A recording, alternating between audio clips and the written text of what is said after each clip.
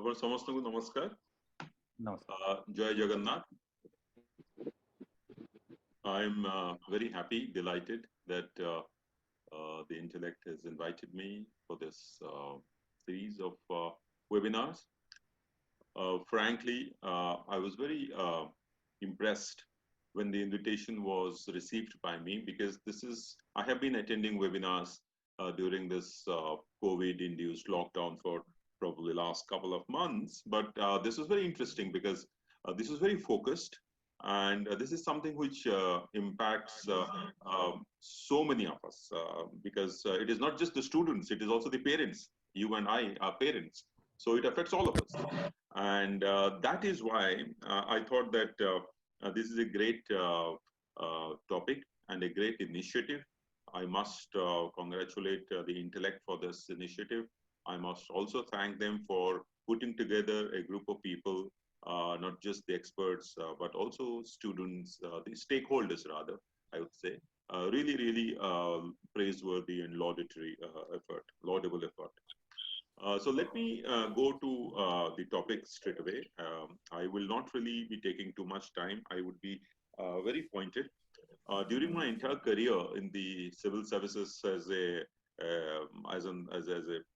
officer of the Comptroller and Auditor General, what I used to do is something people used to call in my own department at that time that he's a 3E expert. Now, 3E means it was economy, efficiency, and effectiveness. This I used to apply, or we used to apply as a practice in evaluating government programs, policies, anything that we do, that we used to apply a 3E framework, which we called as the performance audit, or in some other countries of the world, they call the same thing as a value for money audit. I used to add two more E's to it, and that is equity and ethics. So when I talk about today's online education, I will use this framework of economy, efficiency, effectiveness, ethics, and equity. So whether it is economical, whether it is efficient, whether it is effective, whether it is equitable, whether it is ethical. Why equitable? Let me just start with that first of all, because we saw what just now happened, that if there is an internet problem, then some people can do it and others can't do it. So that's a huge equity issue. Now, very quickly, I'll start in this framework and say whether it is economical, whether online education is economical. Yes, it is. It is economical from the point of view of both the government as well as from the point of view of the student, provided, this is a big provided there, provided the student is able to invest the initial capital for, let us say, a laptop or a mobile or a smartphone to acquire that particular capability to address, to listen to, or to take the delivery of the online education to the fullest extent. But yes, there is a big thumbs up here that online education is.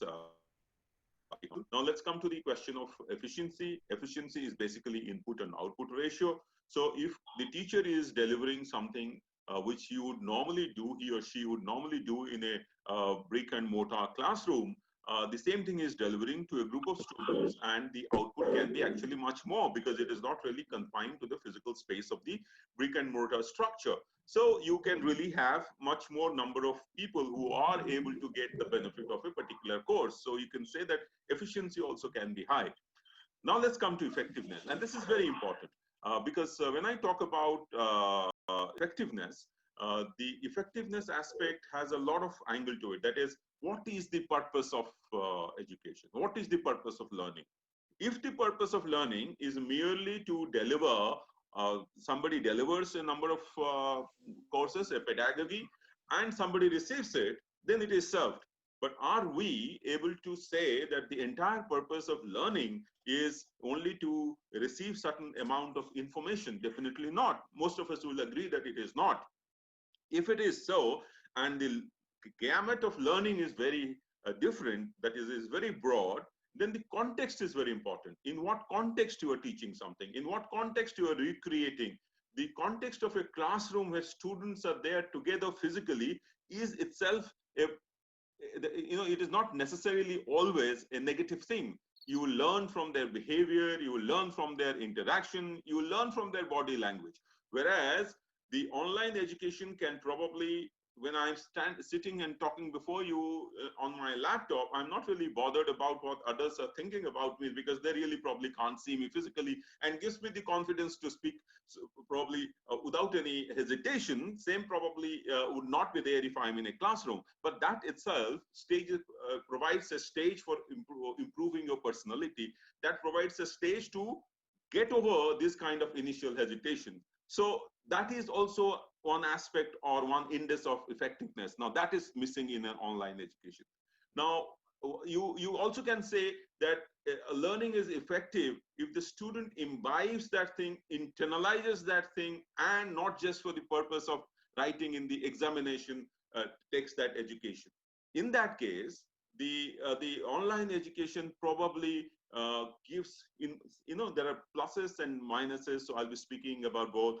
In many cases, it gives you an opportunity to actually record the thing, revive, learn through it again and again, rewind it, see it again, connect it to others, take your own time to learn. But at the same time, it also removes that kind of a contact with the deliverer of the courses, the teachers, whose physical, or let's say the behavioral pattern, the mental wavelength, which you really can't express in terms of visibility, probably is lacking. So effectiveness, I would say, of online education is a plus and is also a lot of minuses. Now let us come to the main question, very, very important question of equity. And equity is, see, our entire education system, the delivery is to make people equal. You have people in the classroom and everybody is delivered the same course. Everybody is delivered the same lecture. That is called the principle of equality. You are teaching it, asking everybody or looking at everybody, every student as equal, which is not the case. Now, if you really want to be equitable, then you should be able to do justice to a weaker student much more than a stronger student or a more achieved student. So not just in terms of results, but also in terms of access. In terms of access to, let us say, a laptop, access to, let's say, a mobile phone, access to, let us say, electricity connection, which is 24 hours, access to internet connection, which is very reliable. So these are questions of equity, access. I talk about 3 A's here. One is access, one is affordability, one is accountability. That is the quality of teaching. So the equity aspect is something which I think the online education doesn't really address too much. You would be surprised to know that to a parliamentary question, I have been given an answer that in Odisha, the tele density is about 77%, with an urban tele density of about 114%, which translates to less than 60% in rural areas. So you will not have a mobile application to even go through it. Then if you look at the internet connection, it is even still poorer. So you would be probably aware that this question has come up before the High Court of Andhra Pradesh and other high courts, and they've trashed it because Maharashtra didn't accept it. So I do not know. Whereas there are a number of positive things for online education, and at the college level or the higher education level, I think it is a great tool for improving your horizon of knowledge. I think at the school level, at the primary, secondary level, it may be a little difficult. Then the question last is the ethics issue. The ethics issue here comes, why it comes is because when you are rendering online delivery of a course, you are once again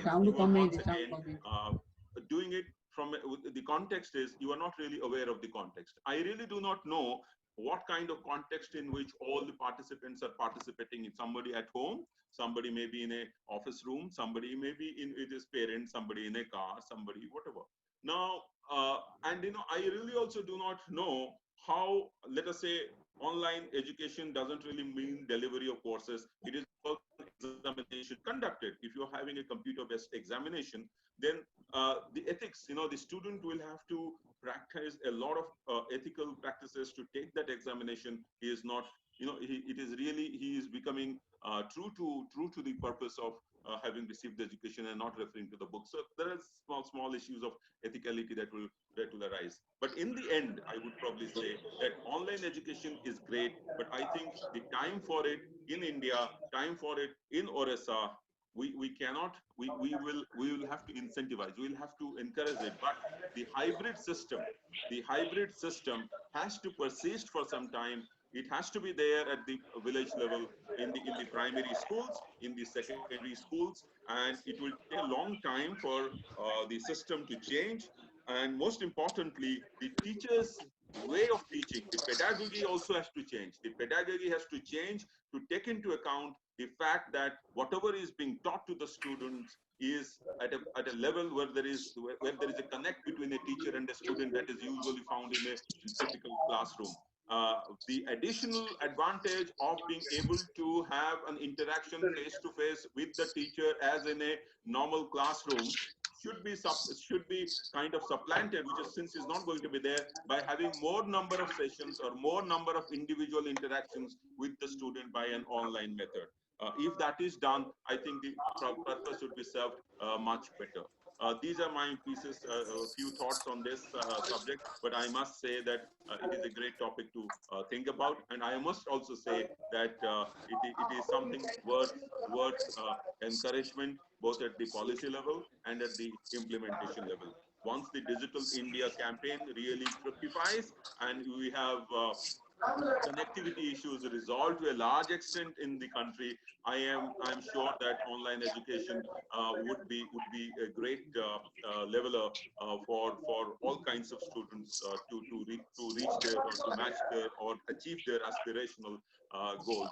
But in the higher education space, the online education really gives a chance to increase your horizon. The MIT's course, for example, open courses which are already available, the IIM courses which are available, the certificate courses that you can have. Even Abhijit Banerjee now says that it is scalable with a course which is offering in MIT. So at a higher education level, I think it is a great thing to adopt, and we should be able to do that if you really want students to actually not be only confined to the classroom and then come back and study to write an examination, but to become creative. The creativity is something which is lacking in our education, which we can actually pull through by accessing various libraries in the online method.